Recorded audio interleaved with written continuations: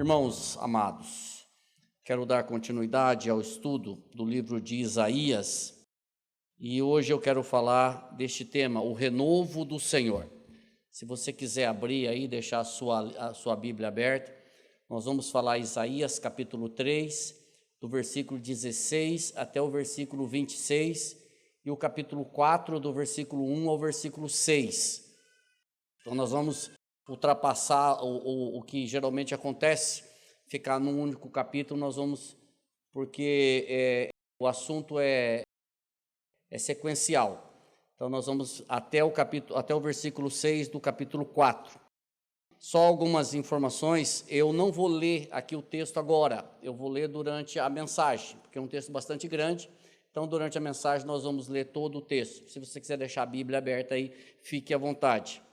Só para nós situarmos aqui diante do contexto, no estudo anterior nós vimos a ação retributiva de Deus, e desde o início do capítulo 1 de Isaías nós percebemos que o profeta voltava a sua repreensão, a sua profecia, o seu clamor e a sua ação corretiva para os homens, sempre para os homens, e depois ele mudou a direção para a liderança, onde ele disse que o Senhor tiraria uma liderança sólida, uma liderança madura, e colocaria uma liderança de crianças, ou seja, pessoas imaturas estariam na liderança do povo de Judá e de Jerusalém.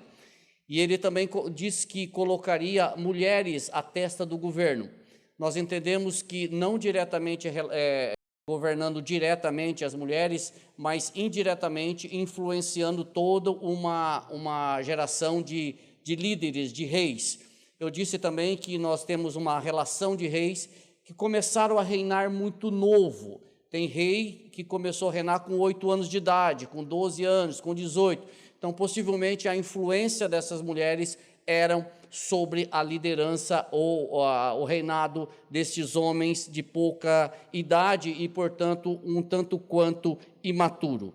Só que agora nós percebemos que o profeta volta a sua profecia diretamente para as mulheres, para essas mulheres que de certa forma influenciavam, ou essas mulheres que estavam trabalhando, estavam contribuindo para que a nação de Judá e Jerusalém chegasse à ruína.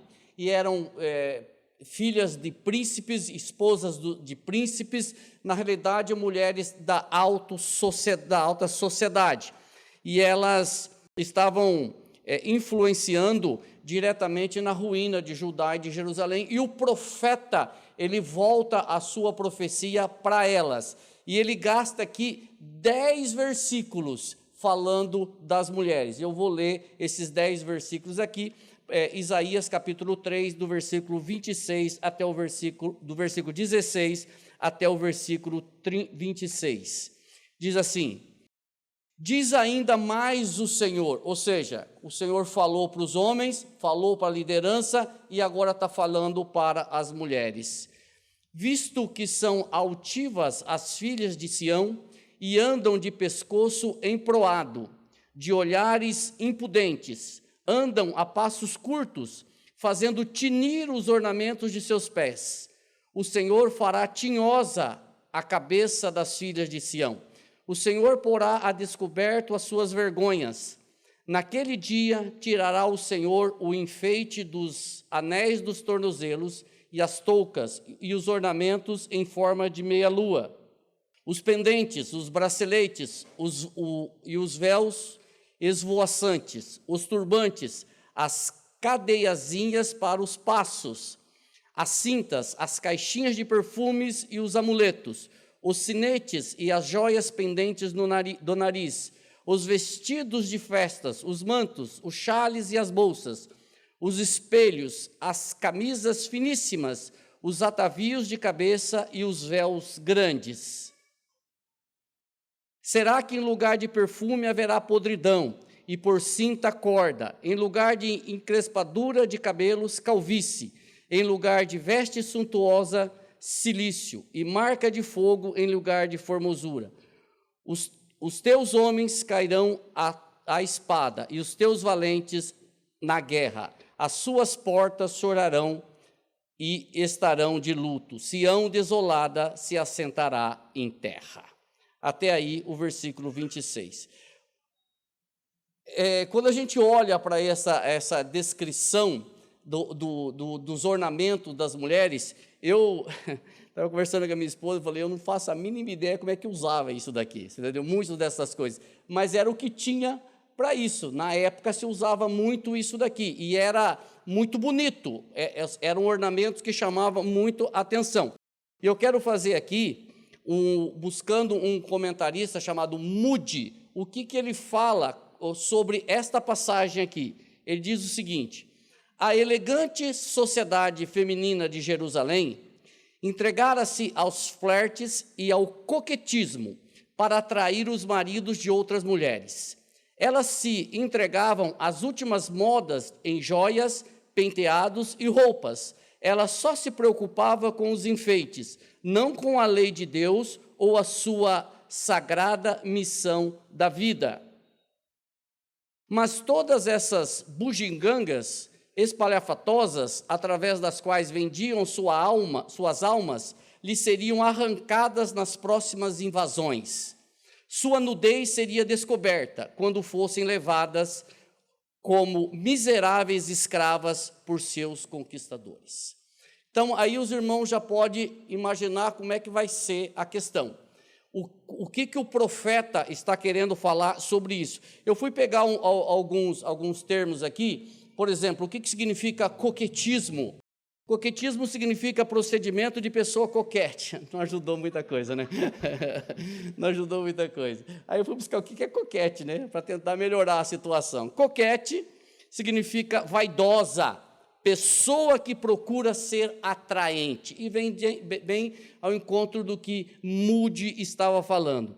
E outra coisa, havia uma necessidade de ser atraente. Havia uma necessidade, conforme o comentarista, de atrair maridos de outras mulheres. Nós vamos ver aqui um pouco mais para frente como é que elas faziam tinir esse troço que tinha no tornozelo, entendeu? Eu não faço a mínima ideia como é que fazia isso, mas essa era uma postura de chamar a atenção para si.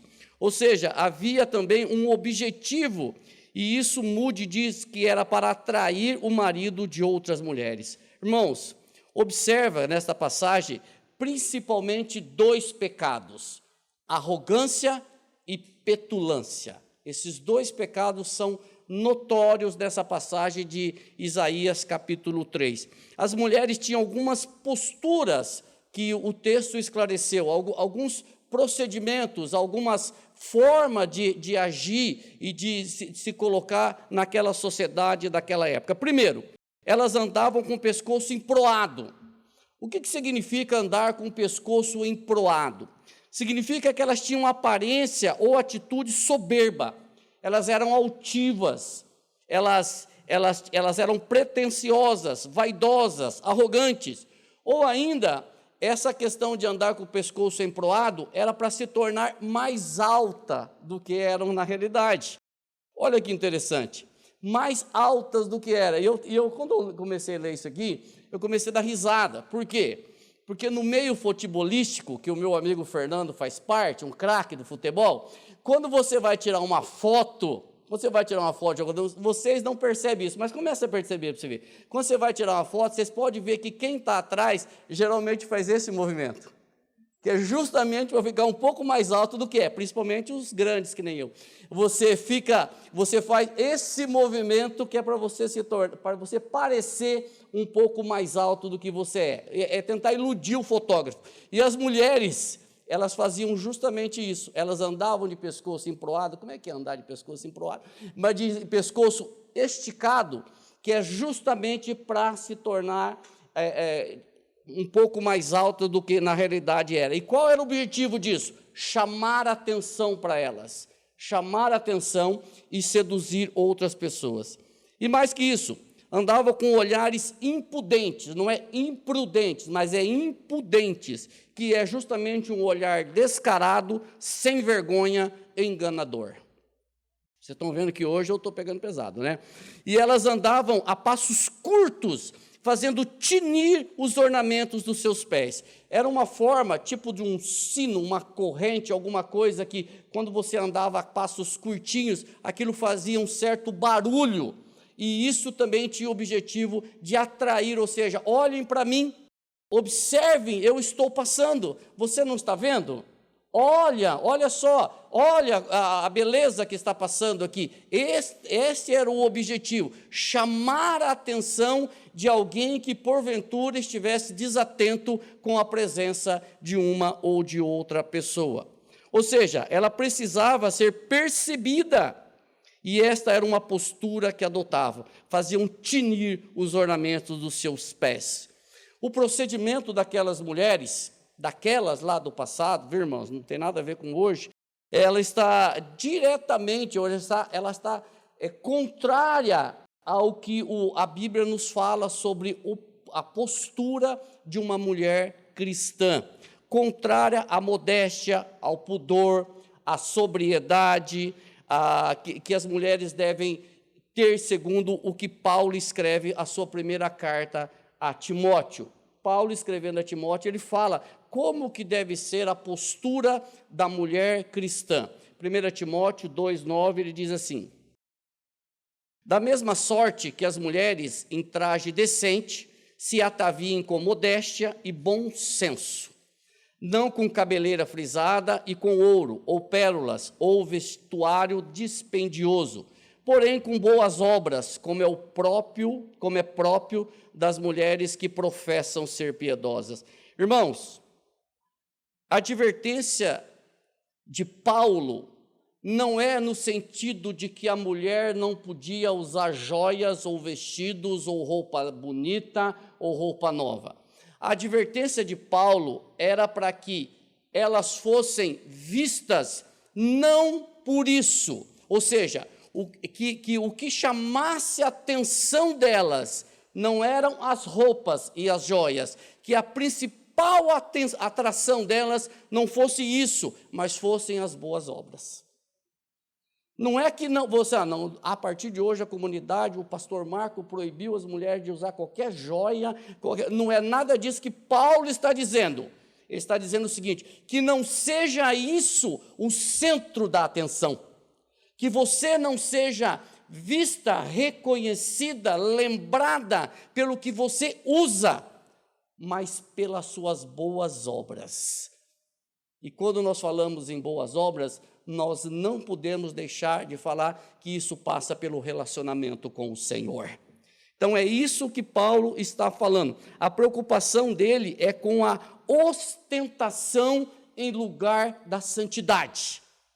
É chamar a atenção por coisas externas. E ele está falando, olha, a atenção tem que ser por coisas internas, pelo relacionamento de vocês com o Senhor Jesus. E mais algumas coisas que contavam contra essas mulheres de Isaías. Primeiro, que elas eram filhas de Sião e, portanto, deveriam dar o exemplo, comportando com seriedade o que é apropriada às mulheres que professavam a santidade. E segunda, ao que parece, elas eram filhas e esposas de príncipes, ou seja, elas eram da mais alta sociedade. Elas mesmas despojavam, elas mesmas arrastavam as pessoas, elas mesmas se apropriavam dos bens dos pobres para garantir a sua ostentação. E isso não passa despercebido pelo Senhor. Tanto não passa despercebido que o profeta, ele volta a sua profecia para estas atitudes que as mulheres estavam fazendo.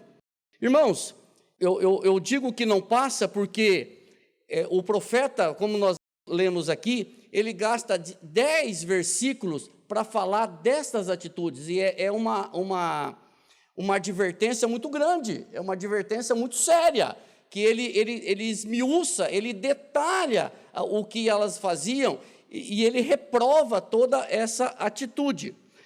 Pois bem, irmãos, eu poderia falar aqui desse versículo 16 ao 26, eu poderia falar sobre cada uma dessas atitudes, mas vai ficar muito monótono, então eu não vou falar, os irmãos já leram ali, e já viu que o profeta, ele detalhou de forma muito muito interessante o uso das mulheres.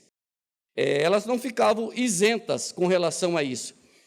Quero pegar também o comentarista um outro comentarista do livro de Isaías, chamado Matthew Henry, que ele fala sobre esse mesmo texto. Ele fala o seguinte: o profeta, olha que interessante, o profeta especifica nestes versículos os enfeites que ela usava tão detalhadamente como se ele tivesse sido o responsável pelo guarda-roupa delas, ou se as tivesse auxiliado quando se vestiam. Não é interessante? O profeta, aí você vai dizer, puxa, mas como é que o profeta sabia de todos esses detalhes? Sabia, porque eu ouvi esse tempo atrás, eu não sei qual foi o pregador que falou, que quando você olha para o próprio livro de Isaías, ali 53, quando o profeta detalha a crucificação de Cristo Jesus, parece que ele estava ao pé da cruz, olhando ali os detalhes. Ele cita cada detalhe que parece que ele estava presenciando, e aquilo ali foi escrito 700 anos antes de Cristo ser crucificado. E aqui, então, sobre a crucificação de Jesus Cristo, ele detalha com tanta precisão, quanto mais aqui que ele estava vivendo essa situação. Então, não foi muito difícil para ele detalhar o que estava acontecendo com as mulheres lá. Irmãos, irmãs, eu quero dizer para vocês o seguinte: a moda muda. Talvez os nomes das roupas mudam, os enfeites mudam. Possivelmente, algumas destas vestes ou desses ornamentos seriam ridículas hoje em dia. Talvez a maioria delas seriam ridículas hoje. O uso delas seria impensável na nossa era. Mas eu quero dizer para vocês que o pecado não envelhece. O pecado, ele não envelhece. Ele pode até passar por uma metamorfose, mas ele não envelhece. O pecado de lá é o mesmo do de cá.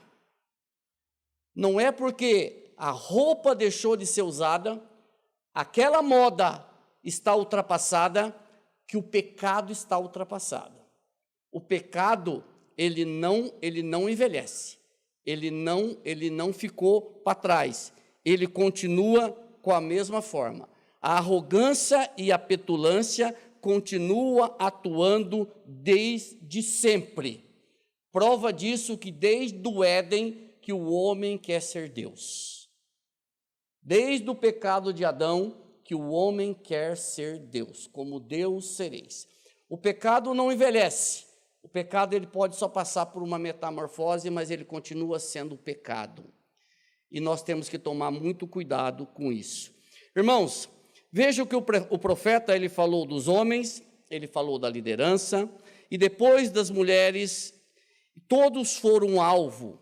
Então, se ele falou dos homens, ele falou da liderança, ele falou das mulheres, cabe a nós vigiarmos, como homens, como liderança e como mulheres. E que sentido que nós temos que nos vigiar? Neste sentido, como é que nós estamos sendo vistos? O que nós estamos exalando? Qual parte que as pessoas olham para nós e dizem, puxa, eu reconheço aquele irmão ou aquela irmã por isso? Será que é por causa da nossa roupa? Será que é por causa das nossas joias? Será que é por causa da nossa beleza? Ou será que é por causa de Cristo? Será que quando nós conversamos com as pessoas, será que o mundo vê Cristo, as pessoas vê Cristo em nós? Ou vê o nosso carro, vê a nossa roupa e não enxerga Cristo na minha vida? Eu estou falando de você, estou falando da minha vida. Será que eu estou expressando o evangelho que eu prego aqui? Ou como nós falamos hoje de manhã, aqui em cima eu sou um e lá fora eu sou outro.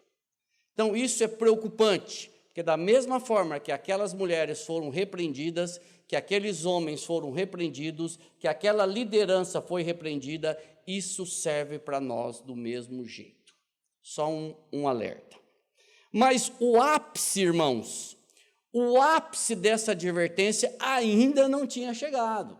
Ainda não tinha chegado. O ápice dessa advertência chega no versículo 25 e no versículo 26, que diz assim: os teus homens cairão à espada, e os teus valentes na guerra. As suas portas chorarão e estarão de luto. Sião, desolada, se assentará em terra. Irmãos, lembram quando eu disse no estudo anterior, que Deus manda dizer aos justos que tudo lhe irás bem? Lembra que eu falei isso? Diga aos justos que tudo lhe irás bem. Irmãos, Deus não poupou os justos disso daqui, de cair a espada. Deus não poupou os justos, os seus valentes, de ir para a guerra e padecer na guerra. Então eu volto aqui, você me dá só 2 minutos para eu falar um pouquinho sobre isso. Quando a Bíblia diz que todas as coisas concorrem para o bem daqueles que amam a Deus, daqueles que são chamados segundo os seus propósitos, Romanos 8, 28, ele não está dizendo que são só coisas boas, são todas as coisas. Aqui nós vemos isso, que o Senhor disse no capítulo 3, versículo 10, diga aos justos que tudo lhes irá bem, mas eles morreram. Eles foram para a guerra e morreram. As mulheres deles também ficaram viúvas, mas diga aos justos que tudo lhe irá bem. Ou seja, o que bem é esse? É o bem diante do Senhor. E às vezes nós achamos que esse bem é um bem-estar, e não é bem-estar, porque nem todas as coisas ruins são ruins para nós sob a presença do Senhor. E nós vamos ver isso daqui um pouco mais para frente. Ou seja, irmãos, eles caíram à espada. E a ação retributiva de Deus levou a nação de Judá e Jerusalém a ficar sem homens. Não é com 100 homens, não, mas 100 homens. Havia uma escassez de homens, não tinha pessoas do sexo masculino. Eles morreram na guerra, quase todos eles morreram na guerra. Eles foram mortos, e as mulheres que andavam com petulância e arrogância, que faziam tinir os ornamentos dos seus pés, agora não tem homem suficiente para casar com elas. Ou seja, toda aquela petulância, todo aquele ornamento, toda aquela atração, para que serve agora? Para nada, porque não tem homem. Vai desfilar para as mulheres, porque não tem homem. Os homens foram mortos. E aí eu entro em Isaías 4:1, que é um texto muito interessante, que diz assim: 7 mulheres naquele dia lançarão mão de um homem, dizendo: nós mesmas do nosso próprio pão nos sustentaremos, e do que é nosso nos vestiremos. Tão somente queremos ser chamadas pelo teu nome, tira o nosso opróbrio. Ou seja, o que elas estavam querendo? Casar. Mas não tinha homem para casar. O negócio estava feio. O negócio tinha que catar laço, o negócio, entendeu? 7 mulheres estavam querendo um homem. Agora eu digo para vocês por quê. Isso é contra a lei. Porque a lei dizia que o homem, ele tinha que sustentar a mulher com alimento e com roupa. Isso era o argumento para ter várias esposas. Neste ponto, isso está em Números, está na lei, o homem ela não podia ter discriminação. Todas as mulheres tinham que receber roupas e alimentos da igual forma. Então ele podia ter 2 ou 3 esposas, desde que não houvesse falta neste sentido. E aqui, olha o que acontece, o que as mulheres estão falando? Nós vamos romper essa parte da lei. Você não precisa nos sustentar, você não precisa comprar roupa para nós, você não precisa nos alimentar, nós vamos fazer isso pelo nosso próprio esforço. Perceba que isso vai contra a lei, contra o que o Senhor tinha estabelecido para o homem. E por que isso? Porque não havia homem suficiente para casar com as mulheres disponíveis. As mulheres abrem mão dessa obrigação masculina. Elas mesmas buscariam o pão para sobreviverem, usariam roupas obtidas com o seu próprio trabalho.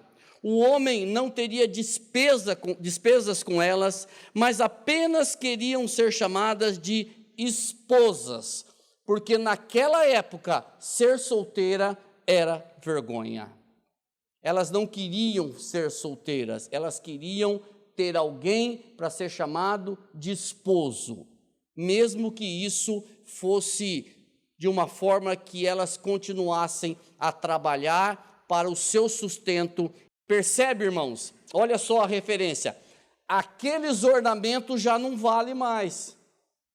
Aquela ostentação toda já não serve mais. Toda aquela arrogância e aquela petulância foi reduzida ao fato de que, por favor, case conosco. Percebe que aquela atenção toda, olhem para mim, olha o meu pescoço emproado, olha como que o véu que eu uso, olha a roupa que eu uso, olhem para mim como eu sou. Agora já não basta mais, agora simplesmente eu quero me casar e acabar com essa vergonha de ser solteira.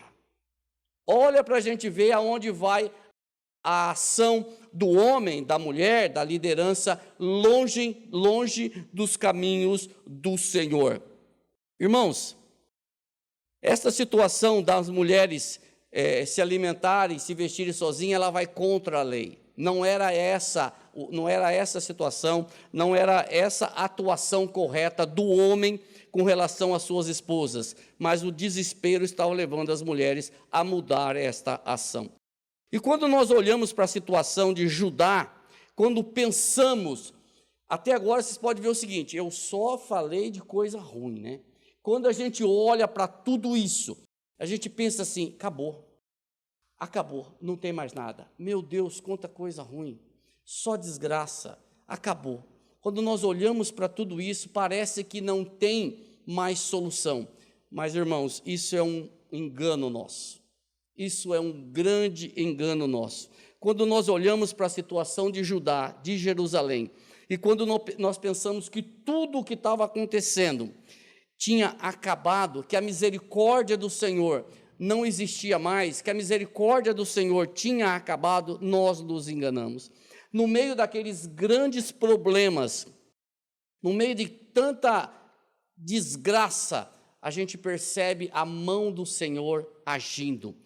As promessas do Senhor, aquelas promessas tremendas, aquelas promessas preciosas do Senhor, promessas de dias felizes, vem logo na sequência, no versículo 2, e este é o tema do estudo dessa noite, que ele diz, naquele dia, o renovo do Senhor será de beleza e de glória, e o fruto da terra, orgulho e adorno para os de Israel que forem salvos.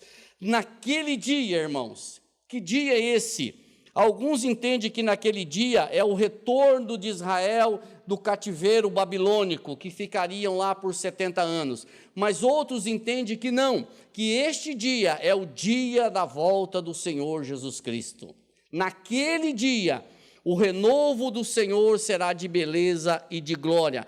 Mude, eu vou pegar de novo, ele falando sobre isso, ele diz que este é o período do fim, quando o Messias virá para reinar sobre a terra. O renovo do Senhor é Jesus Cristo, que ele é falado em Isaías, em Jeremias, em Ezequiel, ele vem falando por toda a Bíblia. O renovo do Senhor é Jesus Cristo. E outra coisa, quando ele fala aqui que é o fruto da terra, o que significa? O renovo do Senhor nascido de mulher. Por isso que a referência é ao fruto da terra. Então aqui o profeta está falando de Jesus Cristo, da vinda do Filho de Deus para reinar. E o renovo do Senhor foi o que Lucas disse no seu livro com grande privilégio. Lucas capítulo 10, versículos 23 e 24. Este é o renovo do Senhor que Lucas está dizendo. Bem-aventurados os olhos que veem o que vós não vedes. Pois vos digo que muitos profetas e reis desejaram ver o que vós vedes, e não ouviram, e ouvir o que ouvis, e não o ouviram. De quem que Lucas está falando? Lucas está falando do renovo do Senhor. Lucas está falando de Jesus Cristo. Ele está dizendo assim: olha para vocês, que ele está escrevendo ali, vocês são uns bem-aventurados, porque reis e profetas desejaram ver o que vocês estão vendo, que é Cristo Jesus, o Senhor, o Deus Todo-Poderoso encarnado. Reis e profetas desejaram ouvir o que vocês estão ouvindo, mas não tiveram esse privilégio. E aqui eu quero dizer para você, irmãos, bem-aventurado você que está aqui nesta noite, que está ouvindo do Evangelho, bem-aventurado você que já creu em Cristo Jesus como teu suficiente Salvador. Você, querido irmão, você, querida irmã, você está ouvindo o que profetas não ouviram, que reis não ouviram. Qual a diferença entre eles e qual a diferença entre nós? Nenhuma. Eles criam que o Salvador viria, nós cremos que o Salvador veio. Sempre foi assim, pela fé no Filho de Deus, pela fé no Senhor. Agora, o Lucas está dizendo para aqueles que estavam ali ouvindo e vendo: vocês são bem-aventurados, porque lá no passado, reis queriam ter visto e ouvido o que vocês estão vendo e ouvindo, e eles não tiveram esse privilégio. Eu me lembro agora de uma passagem de um profeta no Velho Testamento, que o Espírito Santo tinha revelado para ele que ele não morreria antes de ver a promessa do Senhor. E quando os pais de Jesus levaram ele ao templo para fazer a circuncisão ali, a purificação, este profeta foi, o Espírito Santo falou: vai lá no templo que ali está a promessa. E é interessante que a Bíblia diz que ele pegou Jesus Cristo no colo e disse: Senhor, pode me levar agora, porque agora eu vi a promessa do Senhor. Que maravilha isso! O Espírito Santo diz para ele: você não vai morrer até que você veja a promessa de Israel. Ele viu Cristo Jesus. Imagina a satisfação daquele homem: Senhor, pode me levar agora, porque eu já vi a promessa do Senhor. E muitas vezes, irmãos, nós temos a revelação da palavra aqui, nas nossas mãos, e nós negligenciamos isso, nós não valorizamos isso, nós às vezes até desprezamos a palavra de Deus. Isso para nós é vergonhoso. Isso para nós é vergonhoso. O profeta, quando ele fala sobre isso, sobre a beleza do renovo de Israel, ele está fazendo uma comparação entre a beleza das mulheres da época. Ele está fazendo uma comparação entre a beleza perene do renovo com a beleza passageira das mulheres. Quando ele diz assim: naquele dia o renovo do Senhor será de beleza e de glória. Ele está falando sobre a beleza do renovo de Israel, comparado com aquela beleza transitória, passageira, que as mulheres queriam demonstrar. Nós estamos falando de uma beleza perene, duradoura, eterna, comparada com uma beleza passageira. Aí eu pergunto para vocês: qual é a beleza que nós queremos? A beleza do renovo de Israel ou uma beleza transitória? Uma beleza passageira que vai acabar logo, logo, a ponto de 7 mulheres querer um homem porque não havia mais com quem se casar. Só um detalhe: este renovo, quando a gente coloca aqui, o renovo de Israel, ele é para todo Israel? Ele é para todo o povo de Israel? E aqui nós vamos nos surpreender com algumas coisas. Irmãos, o orgulho com que as mulheres expressavam a sua presença e adorno que usavam para isso será substituído pelo orgulho e adorno do renovo do Senhor.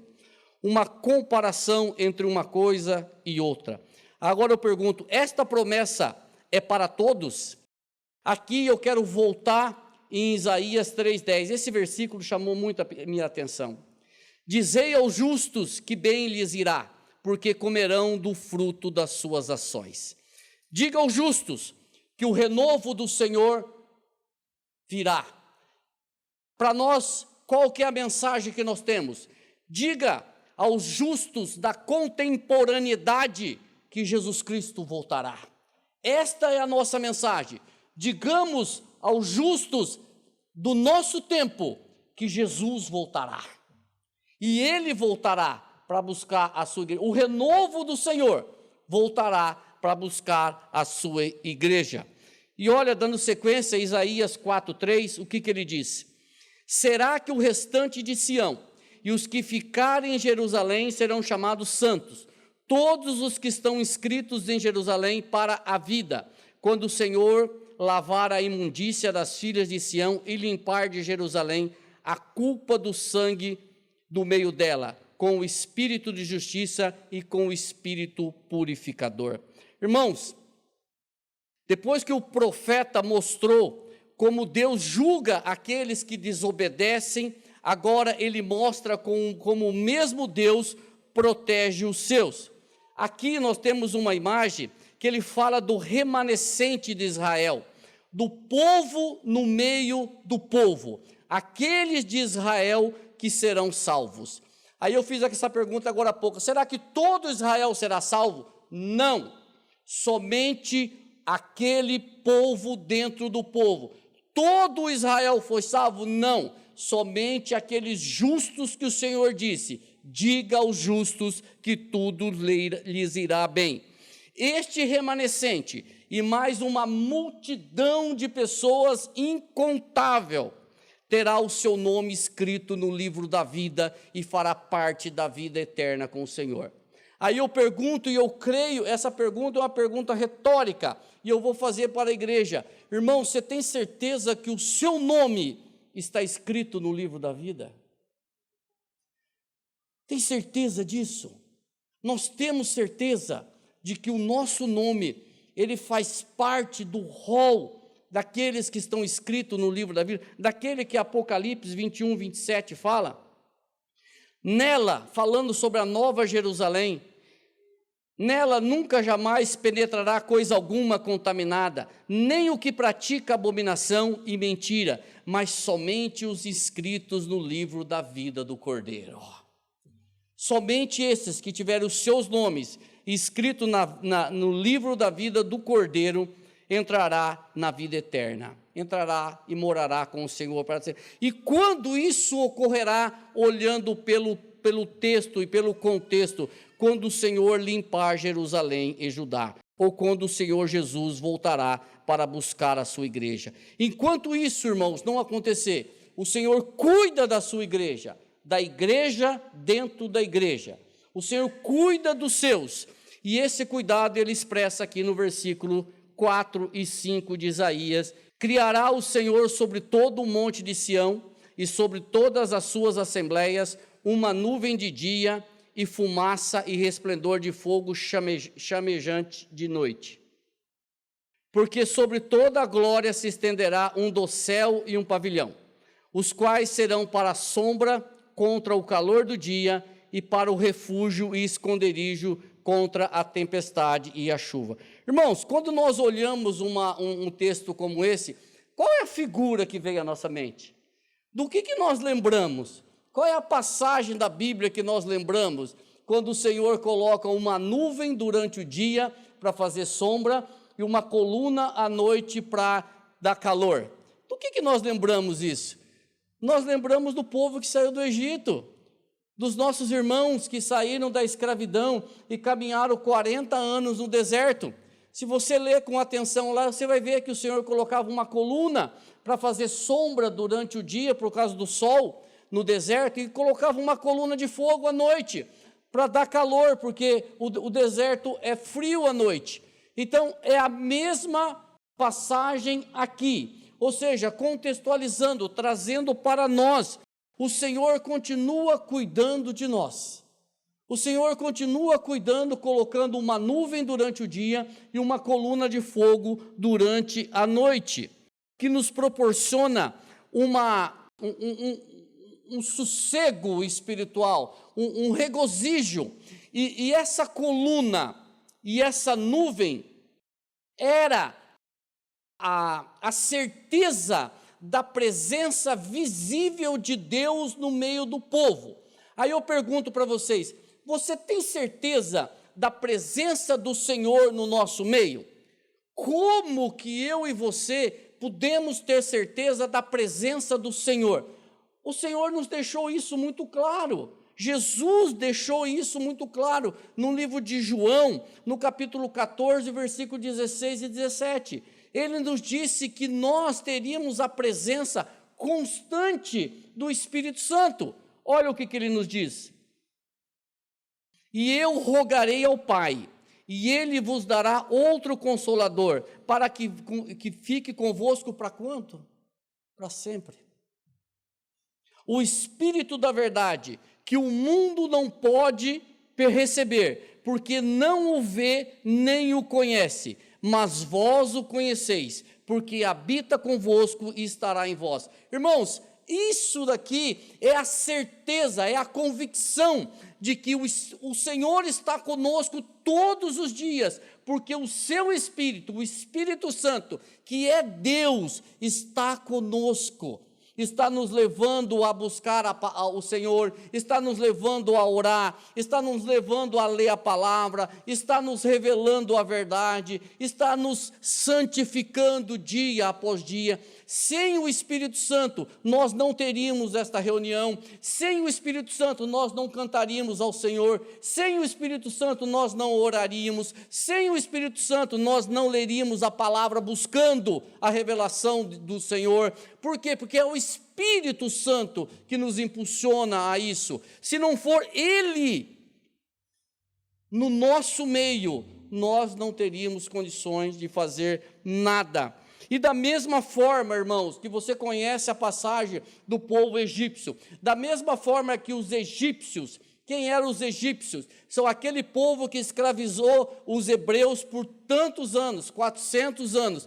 Da mesma forma que aquele povo não conhecia o Deus verdadeiro e perseguiu o povo hebreu até o mar, e eles foram sucumbidos pelo mar. Quando eles tentaram atravessar o mar para continuar a perseguição do povo hebreu, a Bíblia diz que as águas do mar se fechou e eles morreram afogados. Por quê? Porque eles não conheciam ao Deus verdadeiro. E eu vou fazer uma pergunta para vocês: mudou? Não mudou. Este mundo que está aí fora, da mesma forma que os egípcios não conheciam a Deus, este mundo não conhece o nosso Deus. Esse mundo não conhece o Evangelho. Esse mundo não conhece a Cristo. E da mesma forma que aquele povo egípcio perseguia os hebreus, já há perseguição contra os cristãos. Da mesma forma que aquele povo não queriam aquele Deus, este mundo não quer o nosso Deus Todo-Poderoso. E por conta disso, zomba. Por conta disso, acha que isso aqui é bobagem. Por conta disso, acha que isso aqui é loucura. Mas da mesma forma que o povo egípcio pereceu no mar, aqueles que não creem em Cristo Jesus perecerão no fogo do inferno. Nossa, irmãos, está bravo? Não. A Bíblia diz que todos quantos crerem em Cristo Jesus, terão uma vida eterna com Ele. Mas quem não crer, terá também uma vida eterna, mas não com Jesus Cristo. Não sou eu que digo, é só você começar a ler a Bíblia que você vai ver. Quando você olha para os evangelhos, Jesus disse assim, vem, benditos do meu Pai.